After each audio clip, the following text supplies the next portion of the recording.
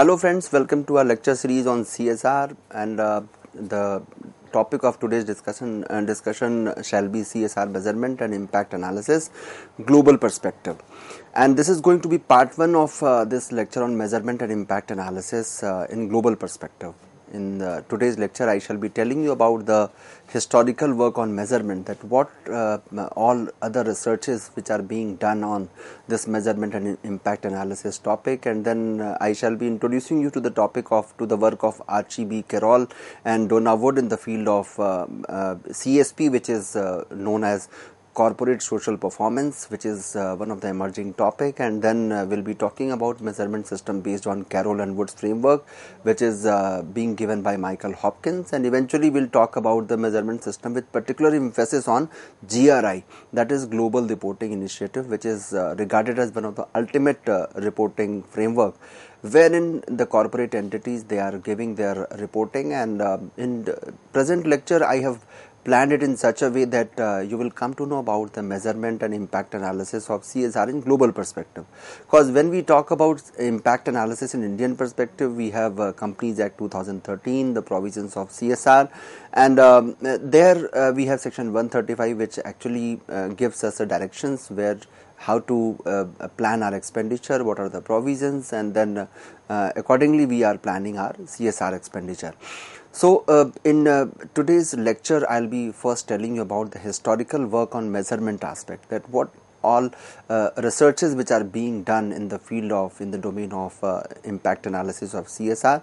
So we'll be starting with the CSP, the term CSP, that is corporate social performance, and the work of Donna Wood is very legendary in this field, or I would say it's a seminal work, wherein we talk about the CSP, that is corporate social performance, and it is a set of descriptive categorizations of business activity which is focusing on the impacts and outcomes for society, stakeholders, and of course the firm itself.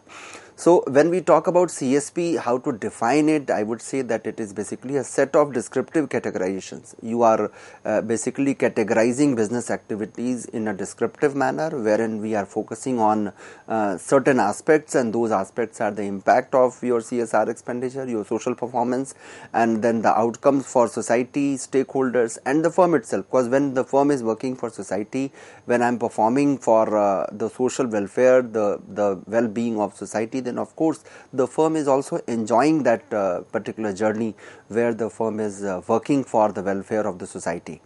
So CSP is basically, as the term itself is indicating, that we are talking about the social performance of corporate entity. So here we basically examine and evaluate that what is the extent of performance in terms of social aspects of corporate entity, and that is why we call it CSP. Some people, some of the researchers, which I'll be telling you in due course of our discussion, that they went one step ahead and said that can CSR be replaced with this term CSP? Can we call it corporate social performance in place of calling it corporate social responsibility? But eventually the term CSR prevails, although the CSP is one of the important term which is being used in the corporate fraternity. And here what we are doing in the work of Donna Wood, we are basically the production, monitoring, evaluation, compensation, and rectification of these outcomes are basically defined by the process of what Wood was calling as corporate social responsiveness. So Wood was basically looking at this entire activity of a business enterprise, of a corporate entity, in terms of your social responsiveness. To what extent, what is our response, what is the response of a corporate entity in terms of social welfare, in terms of their while planning their production, monitoring their activities, the evaluation, compensation, and rectification. I mean, each and every activity of corporate entity is being examined from the point of view, or what you can say is from the perspective of the social responsiveness, that what is your responsiveness in terms of corporate social responsibility. And it is basically like it is like the boundary spanning, or what you call as bridging the processes by which a firm is connecting itself to information, stakeholders, and of course the big issues of the corporate enterprise which corporate entity is supposed to tackle. So when Donna Wood was talking about CSP, it was basically a new term in front of all the academicians and also the practitioners, and of course the corporate entity, that now they are being considered, they are being evaluated from the perspective of their social performance, that what is the social performance of this corporate entity, and for that not only production but also their compensation, rectification, if they are doing all these outcomes, they are defined by processes of what Wood was calling as corporate social responsiveness. Now, when we look at the roots of CSP, that from where it emanates, from where it originates, so if we look at the definition of Wood or the perspective of Wood in this on this topic, that what are the roots of CSP, it was basically, according to Wood, it was the intellectual roots of CSP scholarship can be found in general systems theory that became popular in 1950s. So in the decade of 50s it became popular, and it was basically a general, it was being called a general system theory, and that general system theory was derived from Boulding's view of complex organizations as open system, and they are intricately connected to their larger environments, and they were talking about that as a business enterprise, although you are working as a complex organization or complex business format, and you have your own open system, but you are connected to your larger environments in which you are operating. So business has its own internal environment as well as external environment, and they are basically supposed to take care of or consider the welfare or well-being of all stakeholders. So it was not only talking about the internal environment but also the external one. So in particular, if you ask me, I would say that this CSP derives from Boulding's view of complex organization as open systems, and they are connected to their larger environment. But if you look at the earlier thinking, much of the earlier thinking about these business enterprises, they had basically taken the view that firms are closed systems and they are amenable to a rational approach to structuring and managing. So on one hand, we talk about the system which is called as open system, organizations as open system, and on the other we have a system which talks about the closed system, which is amenable to a rational approach for restructuring and managing. So both the approaches basically exist.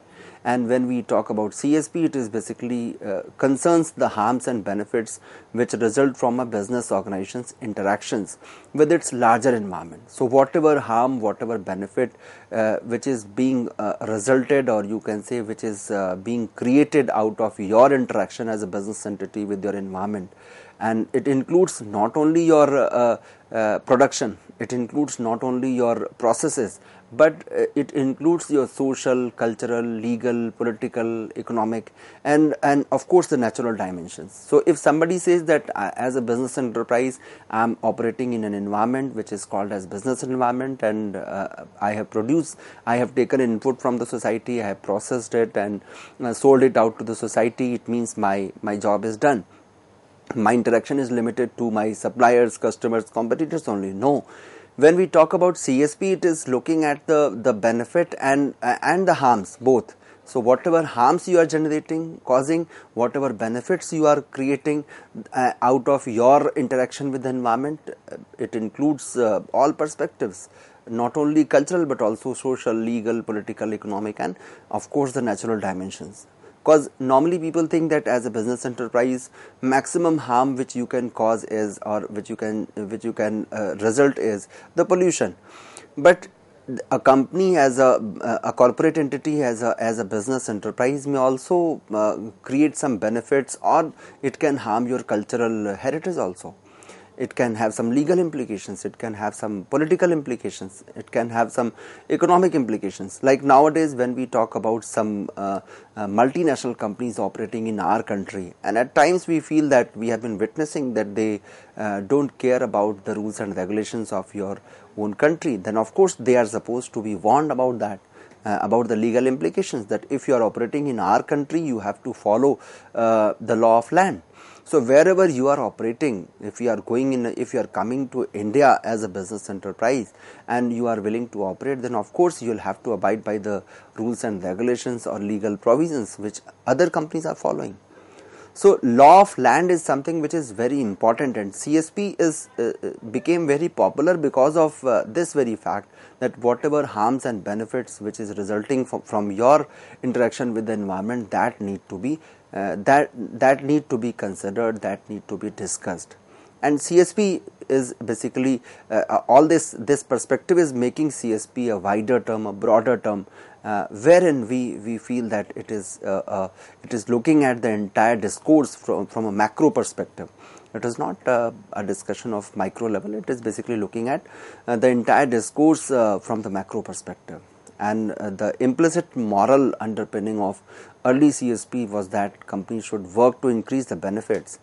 Basically, the objective was, the moral underpinning of this early CSP was that as a corporate entity, when you are operating, you should not work to cause any harm to the society.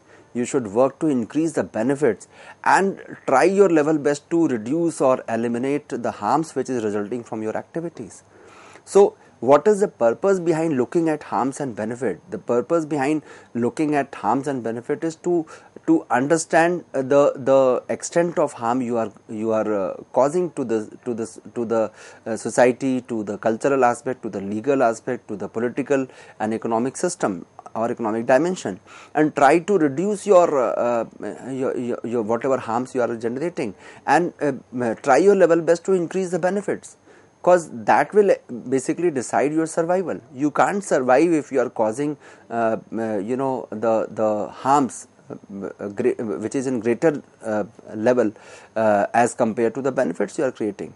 So of course the benefit must supersede the harms which you are causing. So the purpose behind looking at the CSP, the aspect of CSP which Donna Wood was trying to explain, is that you should as a corporate entity evaluate or weigh your harms and benefits which you are creating out of your interaction from the business environment, from the larger environment. And that was basically the root of this discussion of CSP. Otherwise, what will happen if you don't do so? What will happen? As an entity, you have a question in front of you. What if I don't evaluate? What if I don't compare the benefits and harms? What will happen? In that case, what will happen? The companies would fail to adapt appropriately to the environments, or they would lose access to critical resources. Of course, you are going to lose access to all those resources which you can very well avail and which you can enjoy, and your business may also flourish.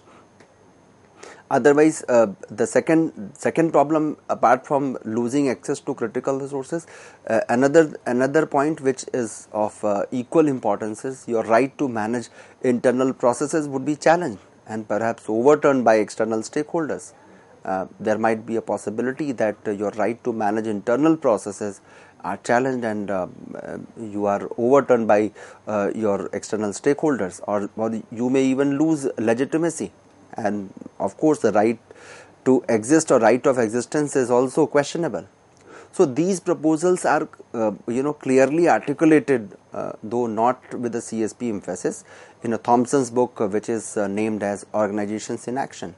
So when Thompson explained the concept of CSP, they have actually in that book you will find all the challenges that if you don't if you don't follow or if you don't look at the benefits and critically examine the harms which you are causing to the society at large, then of course you may lose even your right to exist. So as a business enterprise, if you are existing in a particular setup, in a particular environment, then of course it is because of the benefit you are causing or benefit you are creating for all the stakeholders. So you have to understand as a corporate entity that your survival is dependent on your social performance, because economic performance in any case you are going to ensure that you are performing well. But what if you don't care about your stakeholders? What if you don't care about the political, social, cultural, natural and legal aspects of your activities? So while interacting with your internal as well as external environment, when you are when you are creating benefits in greater proportion as compared to the harms, or I would say that when the harms which you are causing to the environment is very limited and benefits are on the higher side, then of course your business is bound to flourish in any setup, in any country, wherever you are operating. So the primary question in front of us is that ever since the discussions of CSR began, the primary question has been that to whom are corporations responsible and for what exactly?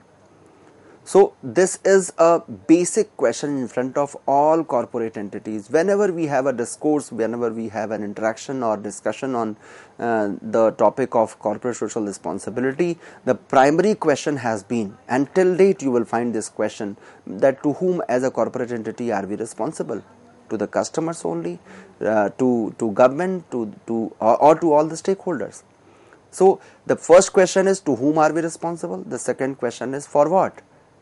So they want a clarity. Whenever we have this kind of discussion in front of corporate entities, they have this question and they want a clarity on this, that to whom are corporations responsible, and also tell us for what. And if we look at the early history of CSP and CSR, it basically reflects that the intention of the scholars, those who have been working in the field of CSR and CSP, those who have introduced the concept into management literature, was to encourage corporations to help solve intransigent social problems. So their objective was to solve those social problems. That was the motive. If you look at the relevant literature on CSR, you would find that in the early history of CSP, or you can call it CSR. Of course, CSP and CSR, they are interchangeably used, and CSR has got greater prominence as compared to social performance.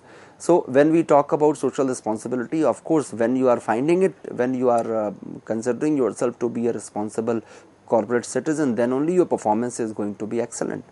So their objective was to help society in solving those social problems also.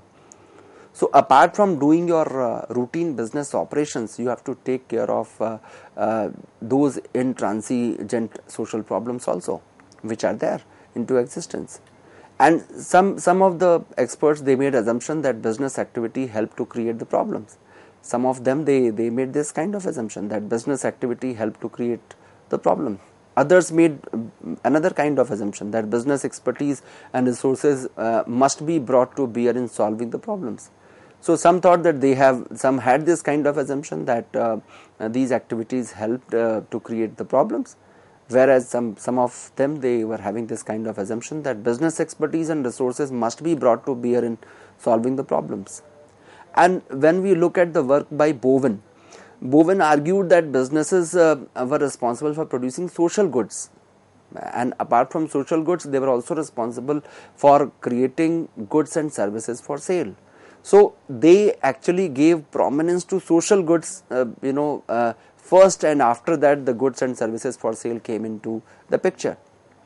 So the argument of Bowen was basically giving prominence to social goods, that as a business enterprise, you should try to first look or focus on social goods. And they also had this kind of argument that every business had an obligation to give back to the communities which has supported you. So if you are operating in a business, if you are operating in a specific environment in a country, and the entire community or all the stakeholders, they are cooperating with you, they are supporting you, then what is your obligation? Your obligation is to give back to the community which has supported you. So it was basically a logical argument given by Bowen, and it basically gave significance or greater focus or importance to social goods as compared to the production which you are creating or services which you are generating or offering to the customers. And his work was later used as a rationale by US scholars who basically surveyed the societal situation in 60s and early 70s. So if when we are digging the relevant literature on CSP and CSR, we find that Bowen's work was regarded as one of the important studies, and it was later used as a rationale by US scholars who surveyed the societal situation. And they saw that the business could assist with big issue problems such as war, poverty, urban decay, pollution, and of course the racism.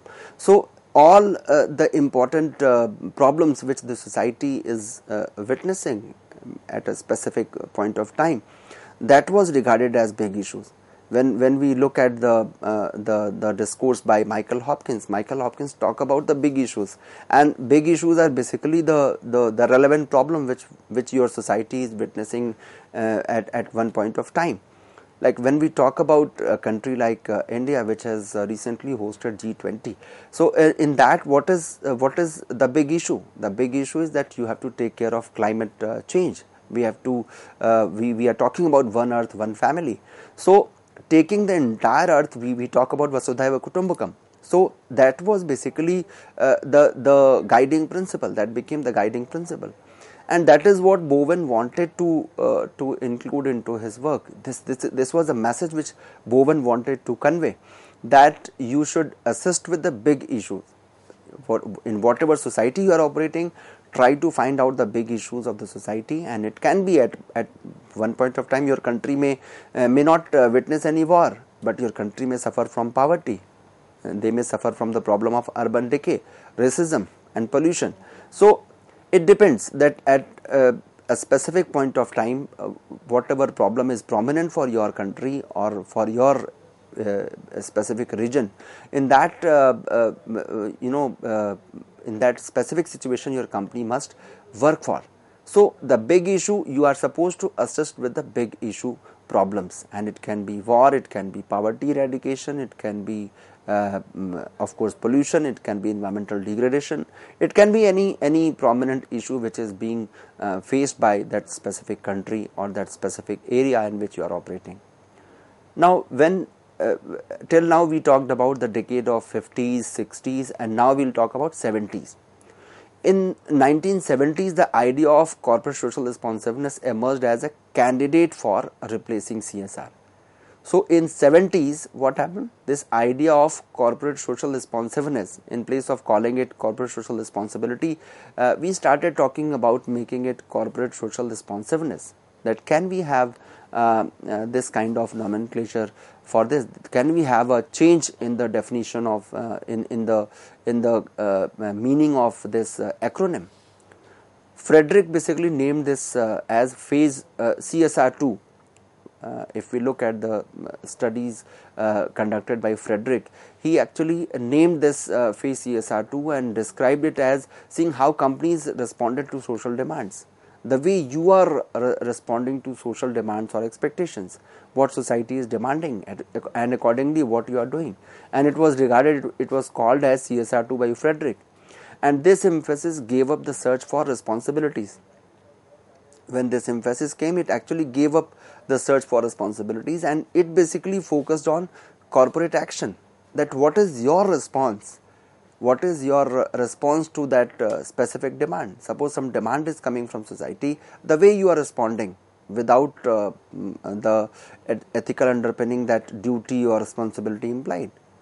So, of course, in a natural way, or you can say that in an obvious manner, the way you respond, and that was basically the focus point of the study conducted by Frederick. So Frederick talked about this as this entire discourse as phase CSR2, or you can say CSR in phase 2. So initially we were talking about corporate social performance, then we started talking about CSR, and now we are talking about corporate social responsiveness, the way you respond to a specific situation. And time has moved on, however the term in practice continues to be responsibility. So despite all other discussions, discourses, deliberations, we find that still the fashionable term, the term in fashion, it continues to be responsibility. So still we call it corporate social responsibility, and some of the researchers, they have suggested replacing social with the word stakeholders. That why are you calling it corporate social responsibility? Call it stakeholders, corporate stakeholders responsibility. But this has so far not taken off, and in most of the studies we have found that the term CSR, the corporate social responsibility, still prevails as one of the the keyword for this specific discourse, for this specific domain.